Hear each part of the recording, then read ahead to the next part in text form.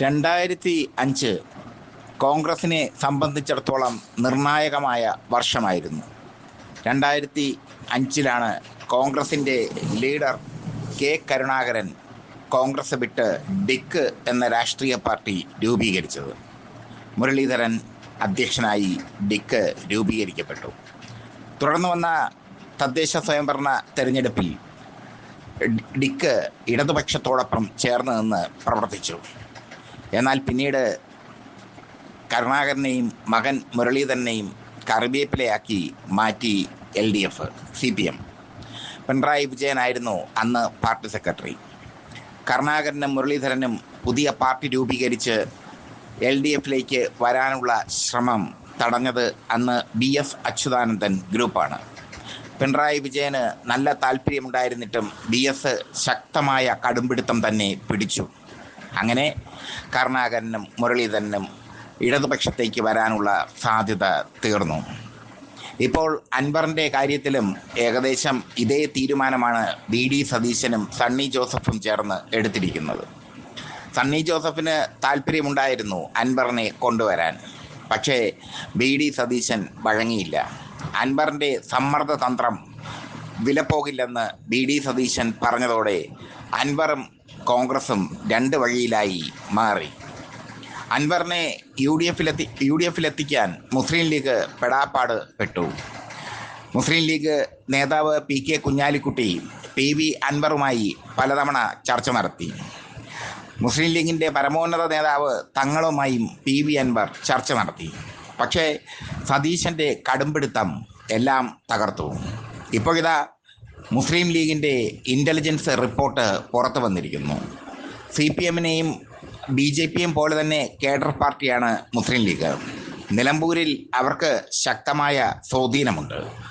നിലമ്പൂർ അവരുടെ ഒരു തട്ടകം തന്നെയാണ്. മുസ്ലിം ലീഗ് ഇപ്പോൾ കോൺഗ്രസിന് കൊടുത്തിരിക്കുന്ന മുന്നറിയിപ്പ് വരും വരായികകൾ സ്വന്തമായി അനുഭവിക്കണം എന്നാണ്. അതായത് കോൺഗ്രസ് സ്ഥാനാർത്ഥി ആര്യാടൻ ഷൗക്കത്ത് നിലമ്പൂരിൽ പരാജയപ്പെടും എന്നാണ്. ഇതോടുകൂടി കോൺഗ്രസ് അങ്കലാപ്പിലാണ്. മുസ്ലിം ലീഗിനെ സംബന്ധിച്ചിടത്തോളം മലപ്പുറത്ത് അവർ ശക്തി തന്നെയാണ്. മലപ്പുറത്ത് അവർ ശക്തിയാണെന്ന് മാത്രമല്ല, പല നിയോജക മണ്ഡലങ്ങളിലും അവർക്ക് വൻ ഭൂരിപക്ഷത്തിൽ, എത്ര വലിയ എതിരാളി വന്നാലും അവർക്ക് വൻ ഭൂരിപക്ഷത്തിൽ ജയിക്കാൻ കഴിയും. പക്ഷേ തദ്ദേശ സ്വയംഭരണ തെരഞ്ഞെടുപ്പ് അടുത്തു വരവേ അൻവറിനെ കൂടെ കൂട്ടേണ്ടത് UDFിൻ്റെ ആവശ്യമായിരുന്നു. പക്ഷേ UDFിന് അനിവാര്യമായിരുന്നു. പക്ഷേ VD സതീശൻ്റെ കടുംപിടുത്തം എല്ലാം തുലച്ചു.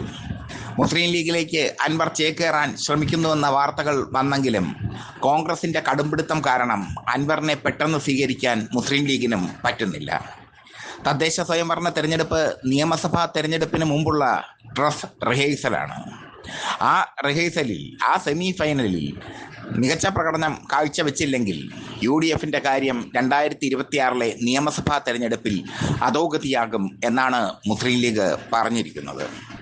നിലമ്പൂരിൽ മുസ്ലിം ലീഗ് നടത്തിയ സർവേയിൽ M സ്വരാജ് വിജയിക്കും എന്ന് തന്നെയാണ് തെളിഞ്ഞിരിക്കുന്നത്. M സ്വരാജിന് നല്ല ഭൂരിപക്ഷത്തിൽ വിജയിക്കാൻ കഴിയും. അവിടെ വെൽഫെയർ പാർട്ടി ബാന്ധവമൊന്നും UDFിനെ തുണയ്ക്കില്ല എന്നും മുസ്ലിം ലീഗ് പറഞ്ഞിരിക്കുന്നു. ഇനി ഒരു തവണ കൂടി പ്രതിപക്ഷത്തിരിക്കുക എന്നത് ആത്മഹത്യാപരമാണെന്ന് മുസ്ലിം ലീഗ് മനസ്സിലാക്കുന്നു.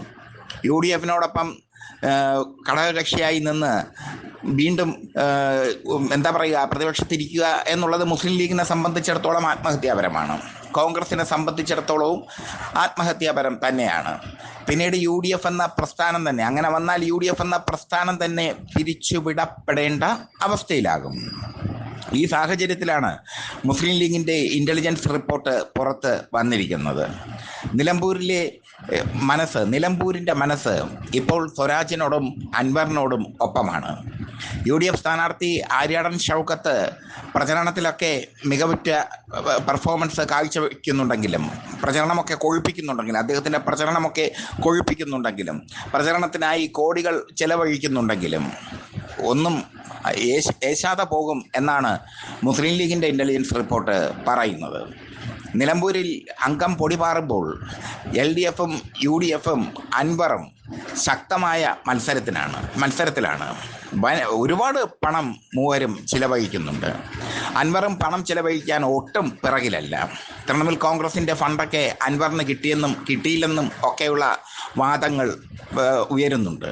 എന്തായാലും അൻവറിനെ സംബന്ധിച്ചിടത്തോളം ജീവൻ മരണ പോരാട്ടമാണ് നിലമ്പൂരിലെ തെരഞ്ഞെടുപ്പ്. LDFിനെ സംബന്ധിച്ചിടത്തോളം അഭിമാന പോരാട്ടമാണ് നിലമ്പൂരിലെ തെരഞ്ഞെടുപ്പ്. UDFിനെ സംബന്ധിച്ചിടത്തോളം അസ്തിത്വത്തിൻ്റെ പ്രശ്നമാണ് നിലമ്പൂരിലെ തെരഞ്ഞെടുപ്പ്, നിലനിൽപ്പിൻ്റെ പ്രശ്നം. ഇതാണ് ഈ മൂന്ന് സ്ഥാനാർത്ഥികൾക്കും ഉള്ള പ്രത്യേകത.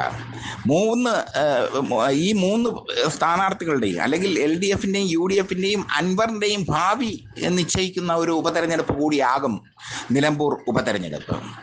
നിലമ്പൂർ ഉപതെരഞ്ഞെടുപ്പിന് കാരണക്കാരൻ അൻവറാണ്.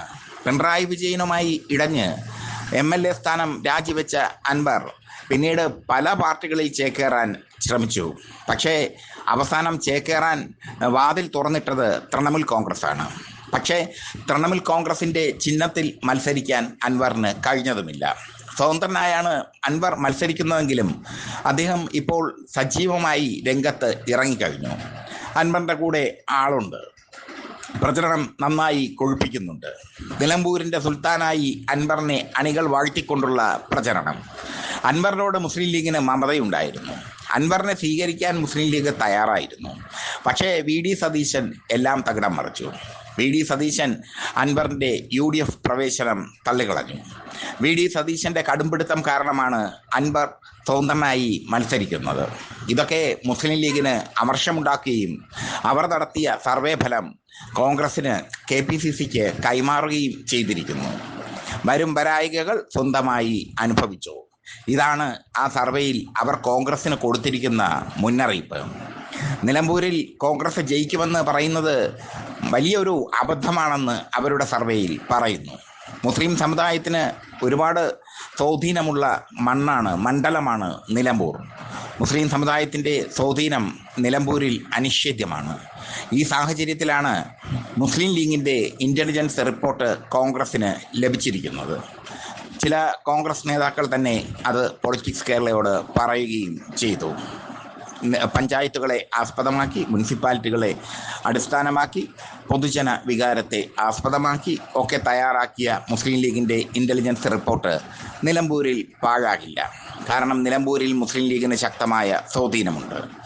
ആര്യാടൻ മുഹമ്മദ് നിരന്തരമായി ജയിച്ചു വന്ന നിലമ്പൂരിൽ മുസ്ലിം ലീഗിന് അവരുടേതായ ഒരു വോട്ട് ബാങ്ക് തന്നെയുണ്ട്.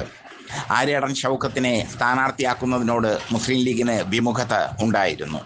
കാരണം ആര്യാടൻ മുഹമ്മദും ആര്യാടൻ ഷൗക്കത്തും എക്കാലവും മുസ്ലിം ലീഗിനെയും തങ്ങളെയും വിമർശിച്ചിരുന്നവരാണ്.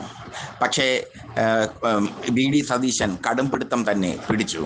നിലമ്പൂരിൽ VS ജോയി ആയിരുന്നെങ്കിൽ ഈസിയായി വിജയിക്കാൻ കഴിയുമായിരുന്നു UDFന് എന്നും മുസ്ലിം ലീഗിൻ്റെ റിപ്പോർട്ടിൽ പറയുന്നുണ്ട്.